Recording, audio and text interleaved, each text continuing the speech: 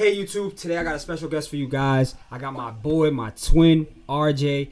RJ played a big role in me getting into tech and kind of helping me pave my way into the game, and he's still helping me out till this day. So I wanted to bring him on so he can, give you guys some good game on getting into tech and project management specifically, and enjoy. Rod, what up, man? We living, brother. We here, man. We here, man. We just trying to give the young bulls, some game. So, Yeah. So let's start off with like, how'd you get into tech? um, for me, started off with my first job out of college, studied business. And my first manager was really the one that put me on game. I had got a business analyst contract gig at State Street. And his kind of gem to me was, what do you want to do? Where do you see yourself?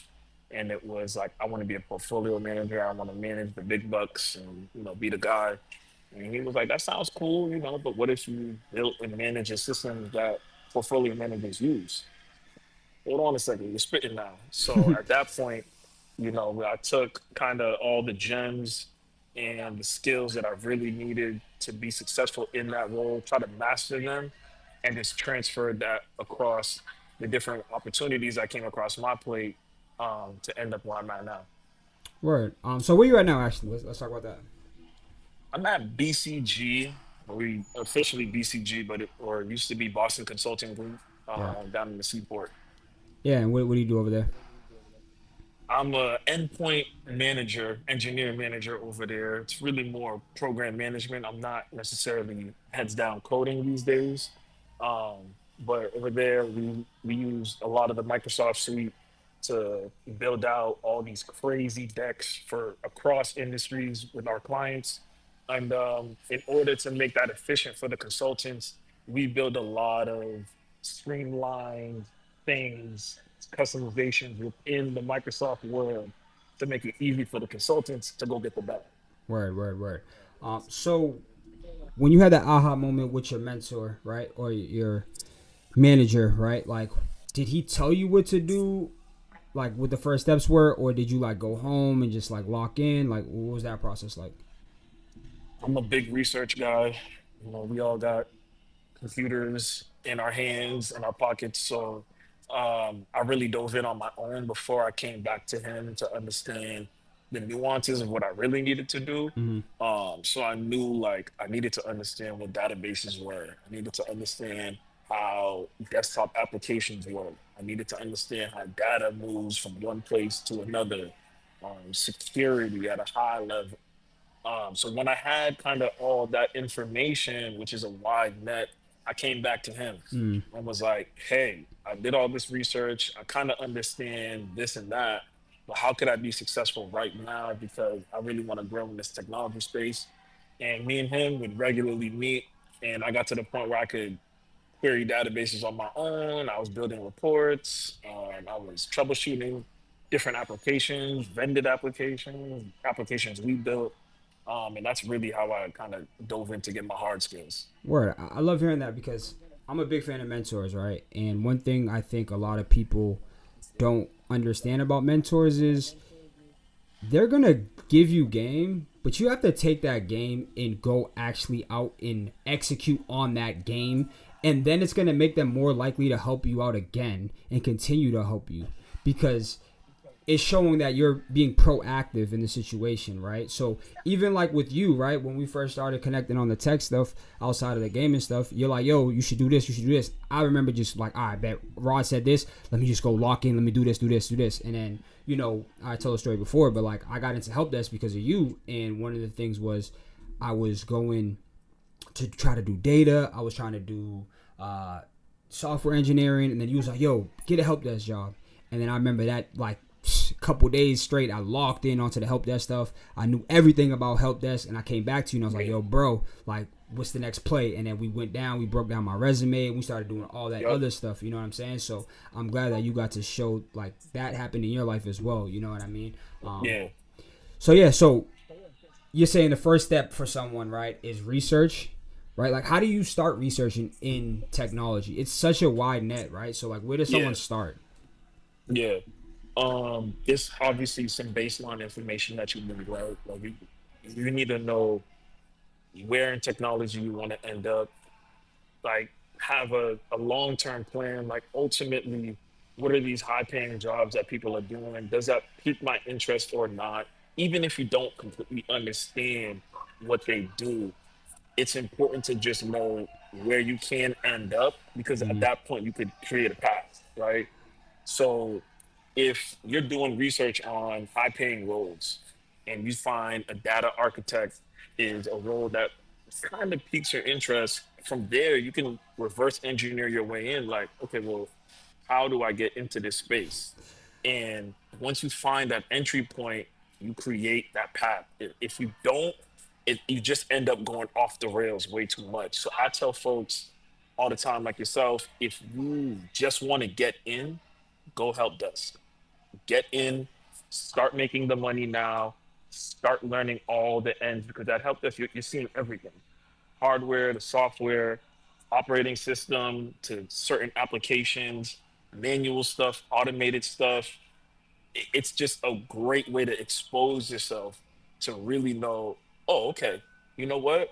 I helped this one customer with this slew of applications, and I think I want to do app dev. Mm. Or hey, these people needed access. I know I have a few steps to follow to give the access, but what if I manage how people get access? Yeah, Now you're an access IAM, management. Yeah, right? 100%. It's That's the same conversation we boom. had together, me and you, right? That's how I got to the Yeah. I am right now. So, Hmm. yeah, man, I like you're literally preaching to the choir right now when he's talking to me because it's like I'm such a big believer in the reverse engineering things. It's like in the Seven Hmm. Habits of Highly Successful People, they talk about beginning with the end game in mind, right? So it's like Right. what's the end game, right? Like we'll just say a basic end game, right? My first end game was like 100K a year. You know what I'm saying? Like that was my first end game. So let's start with that. And it's like you saying like Hmm. research high paying jobs. At the end of the day, you want to work because you want money, right?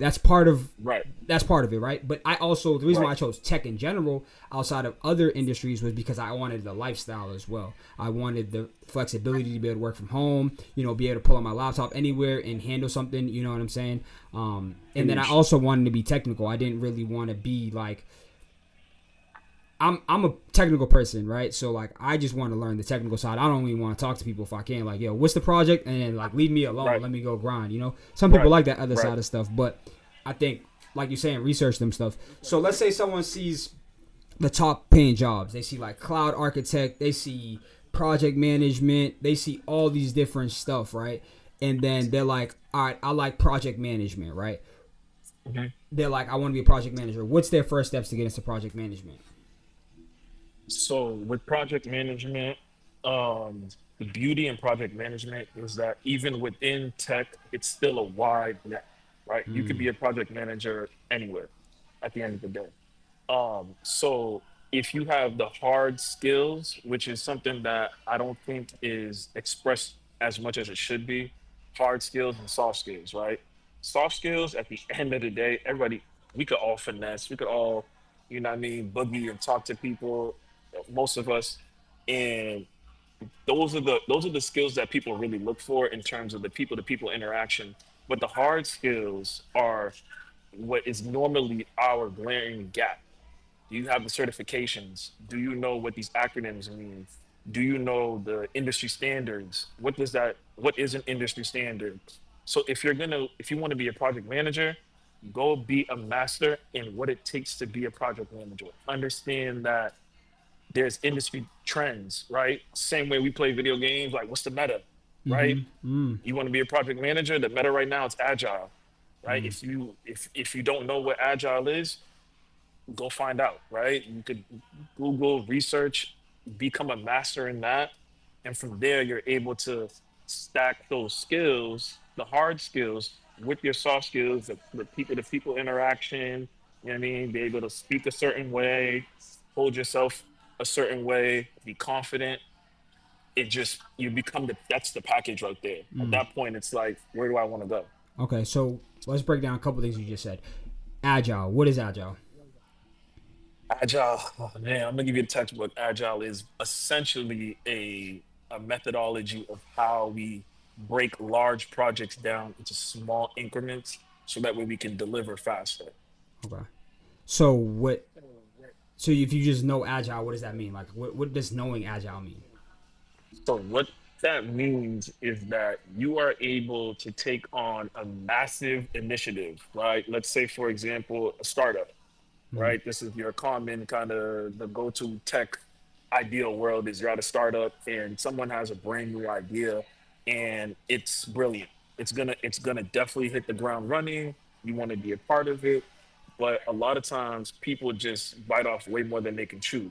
So knowing agile means you're able to take that massive idea and break it down into epics. I'm going real agile hard book on textbook right now. No, for sure. You break that down into epics, which are large chunks of the work. So let's say we want to make an app that will, everyone uses this example, but it's a parking app. I want to be able to find parking garages and available parking everywhere. What does that mean, right? We need to know where the maps are. We need to know where the parking garages are. We need to know who's in and who's out. Now I'm breaking that down, right? Mm-hmm. From there, we break it down again. Okay, well, if I need to find where the parking garages are, we need an API that's going to be able to locate them. What is an API? Mm-hmm. What API are we going to use? That's a smaller task, Mm. right? So when you're able to break that down, now instead of giving me the whole app all at once, you could Mm. say, hey, phase one of that app is complete. We're able to locate and find parking garages in all of Massachusetts. Mm. And we're actually able to drill it down to these 5 cities. Now, in these 5 cities, we could find a parking location at this time. So the next part, the next increment will be we're going to start counting inventory. What does that entail? Mm. We need to know who's in and who's coming out, right? What does that mean? Wow. Well, maybe we need some hardware, some software that we need to build or buy in order to track who's going in and out of this garage so that way our app can update. But wait, how does the app update? Now we're talking data. Now we're talking security. Mm. Wow. So from there, right? Now that's agile in a nutshell. But just because I say I know agile doesn't really mean much. In today's world, everybody can get certified. That was my There's next agile question. That was certifications. my next question. So you beat Agile me there. Yeah. certifications. Okay. So what certification do you recommend? Like as a starter person, they're like, I want to do project management. Where do I start? What's the first cert they get? Today, again, the trends today is your certified Scrum Master, Okay. which Scrum Master. means Okay. Scrum Master, your CSM, Charles Sally Marshall, Okay. um, which means you are able to oversee a team and manage all the tasks and organize them in an agile way. Mm. So folks aren't just working on whatever part of the app that they want. You're able to break down the project a certain way. You're able to connect, and this is the biggest part of project management or program management. You need to be able to, in a in a smooth way, connect with business people and engineers, right? Yeah, It's because you always guys going are to the be the people bridge. that got the money behind it.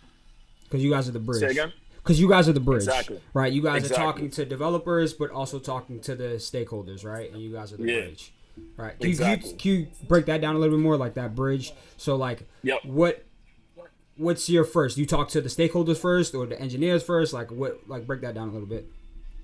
So it obviously depends on the situation, but normally, if you're in a corporate world, it's going to be the stakeholders first. They're the Okay. ones that normally say, "Hey, we want to do this. We have the money behind it. Now it's up to you to document that, break it down in a way that the business folks can understand, but you then got to translate that to some type of engineering concept for the engineers to understand. And you will be the person that goes back and forth between the two. So your technical background and the business background are where the hard skills are huge, Okay. right? Knowing agile, having certain certifications, knowing what lane in technology you want to be in, and then the soft skills. If people don't believe or are confident in what you're saying, even though this is a sponsored project, no one will care or listen to you. Wow. I've been on plenty of projects and seen plenty of projects where folks are like, okay, cool, you're the project manager or the program manager, but like you don't know what you're really talking about. And That could be on the business side or the engineer side. So in order to be the complete package, take the time to learn. Take the time to get the certs that you need. Take the time to understand conceptually what an application, like the structure of an application, front end, a back end, a database, middleware. Learn the concepts. Once you get the concept down, transfer those skills to your soft skills. Be able to speak on them a certain way. Be able to write it up a certain way. And once you're able to do that, people don't want to, these business stakeholders, they don't want to talk to engineers, and engineers do not want to talk to stakeholders. Facts. So once you could be that bridge, the bread is there. It's ready for you. Okay, so we talked about agile and we talked about the cert. What was the cert's name again? Scrum Master. Certified Scrum Master, and Certified there's Scrum Master. levels in that too. Okay, so now let's talk about the technical skills. Where does someone start Yeah. learning it? How actually? Let's start this. How important are technical skills in project management? If you want to be a technical project manager or program manager, or just a general project manager, it's huge. It's everything. Especially in this world. Again, your goal is to get the buy-in of the engineers to ensure that they understand what it is they're actually even doing. Because the business stakeholders don't want to talk to the engineers and vice versa. So if you have the hard skills down pat, you're able to not only break down the work, you're able to organize it, structure it, and deliver a certain way. Because in Agile, part of that is being able to give a demo, right? No one is gonna put in millions of dollars into a project and wait to the end to see it. Mm, Why would I make mm, that massive risk, right? So when you're able to deliver in increments, a little bit at a time, mm-hmm. you start to get that business buy-in. And then when the engineers are like, oh wait, we were able to put this together because of what he told us, he knows what he's talking about, you know? Word. So you get the engineer buy-in, and then you get the business buy-in, and then anything that comes up in between, it's up to you to be able to escalate it if it needs to be escalated. For example, we're having an issue with pulling data from one place to another place. You need to be able to talk to the engineers and figure out what is happening, why is that happening, what are the potential solutions, and when can we deliver before you get back to the stakeholders. Because if you tell the stakeholders, hey, yeah, we have a delay, what do you mean there's a delay? Nah, Like, we got millions of dollars in millions of this. dollars. What are we talking about? Like, I need to know exactly what's going on. That's where the Mm-hmm. hard skills come into play. Sometimes you could beat them over the head with some technical jargon, and they're like, "Oh, okay, let's fall Yeah, back. He got it," you yeah. know. But that's where like understanding data movement concepts. How is data moving in today's world? APIs, right? Mm, Learn what an API is. Learn what a database is, and then it again going back to our earlier point of research. What are other ways data moves? And is a traditional relational database the only way data is stored? No. Well, what makes sense for this project? That's where the hard skills come into play. Understanding conceptually, there are different types of databases. Which one fits what we're doing right now? And how fast can I deliver? And if I need to deliver quickly, what is the most feasible and sensible path there? So it's a lot, but when you have the concepts down of front end, middleware, back end, database, data transfer, you're like, all right, well, maybe we don't need a relational database for this project, guys. mm, Doesn't it make sense that we use Mongo? We're only mm. calling certain parts of this data. We don't need everything. Engineers are gonna be like, you're on to something. You're on to You something. go back, you go back to the Yeah, and that's to how the you earn business their respect stakeholders. too. You know what I mean? Because you're not wasting It's their huge. time. You know, I It's think huge. both parties want to like. Well, stakeholders are trying to get it done efficiently to save as much money, and the engineers they're trying to work least as possible and just be the most effective that they can be. Right. So Exactly. it's you being that bridge and making that stuff happen. You know, is big, and I think that's why you guys get paid the bag because you guys got a lot on your plate. And A lot. you said a lot right there, right? So where does someone start with the technical? We talked about, like I said, the agile. Where do they start with the technical though? Like, what is there a cert? Is there a school? Like, what is that? Certs out there, schooling to me is You broke up a probably little bit. still the best route. Started it again. What did you just say? You're good. It Can you was hear me? just yeah, your internet Okay. just broke up a little bit. Go ahead. Certs are everywhere now. Okay. You don't need to go to traditional school these days in order to learn the concepts. There's a lot of boot camps as well, especially in Boston, um, out there that'll give you the raw kind of understanding of technology. From me, my best advice would probably be go to school or Mm-hmm. get a help desk job. Okay. Help desk job is just customer service, and they slap on a technical uh, component to it that allows you to really dive into different parts of the world Yeah. within technology. All right. You get a little bit of everything there, and it don't hurt to get paid to learn and help people. 100%. That's my advice. But if you don't want to go in there and you kind of want to go straight into it, my best advice would be learning about the structure of common systems and applications. What is your favorite social media that you use, John? For business or actually, Anything, I anything. mean, I would say Instagram just because that was my generation. Yeah. Insta. One of the good advices that one of my homies gave me a while ago when I was getting into this as well was, okay, if Insta is your favorite, do you guys know how Insta works? Where are these pictures saved? Why is it that I can archive a picture from 10 years ago and it pulls up in an instant here? Like, what is happening in the back end? I know I can scroll and post and all these different features are available, but when you start to learn about how it works Yeah. and you do it of something you're interested in, that's what you really learn. Wow. Nice. Yeah. So I think you just broke down a lot of stuff right there. What degrees do you recommend for project management? For project management, um, to be honest, today there are project management degrees. You Mm-hmm. can go get a major in you can get like a technical degree in IT systems or a business degree with a project management kind of component in it. If you want to get into tech and you want to be a project manager, I would advise get a tech degree, whatever that may look like, if it's analytics, security, computer science, and then go get your PMP.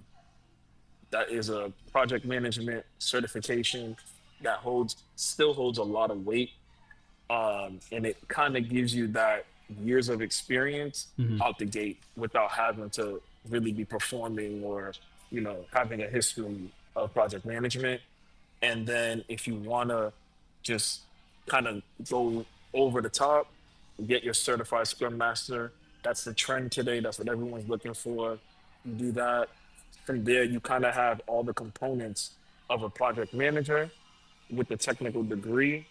And then if you want to even go even further, you can get your ITIL, your ITIL. I Mm-hmm. think we're now on version 4. That kind of gives you the fundamentals of a technologist delivering as a service. So you get those certs, you get that degree, package it up real nice, you're golden. Word. I think that was a lot for everyone. I think they can take that information. That was a bunch of value. Do you have any like final thoughts you want to say, like encouragement if someone trying to get into tech in general or anything? Close out. One thing I want to say, and I tell this to everybody, I think me and you talked about this too, get on LinkedIn, Mm-hmm. please. Like my last 3 jobs are off LinkedIn. Social media for professionals, clean it up, get involved, really get out there. That is the best way you'll find a role these days. Job hunting and cold applying is difficult. I know folks who have applied to hundreds of jobs before they got something.